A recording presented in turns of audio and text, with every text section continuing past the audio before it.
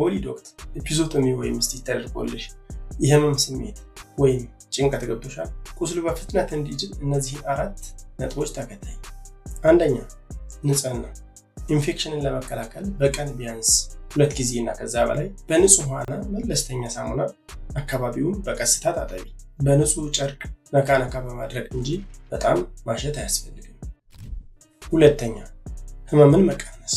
በመጀመሪያዎቹ ቀናት እብጠትን ለመቀነስ በጨርቅ የተጠቀለለ በረዶ ከ10 እስከ 15 ደቂቃ ቁስሉ ላይ ማስቀመጥ።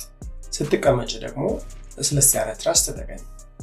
ሶስተኛ፣ የሆድ ድርቀትን ወይም የአንጀት ድርቀትን መከላከል። በስፌቱ አካባቢ ጫና እንዳይኖር ማለትም ሰገራ እንዳይደርቅ ብዙ ውሃ መጠጣት።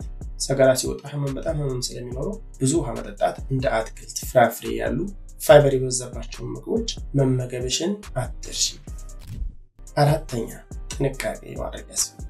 አደገኛ ምልክቶች፣ ትኩሳት፣ መንቀጥቀጥ፣ ከመጠን ያለፈ እብጠት በቁስሉ አካባቢ ማለት ነው፣ ወይም ቁስሉ አካባቢ መግል ካየሽ በአስቸኳይ ወደ ጤና ተቋም መሄድ አለብሽ። ይህ ቪዲዮ ጠቃሚ ሆኖ ካገኛችሁት ለሌሎች እናቶች ሼር ያድርጉት። ለተጨማሪ የጤና መረጃዎች ፎሎ ያድርጉ። ይሄ ደግሞ ዩቲዩብ ላይ ሙሉውን የሚያሳይ ቪዲዮ ነው። ዩቲዩብ ላይ ፎሎ አድርጉኝ። አመሰግናለሁ። ጤና ይስጥልኝ።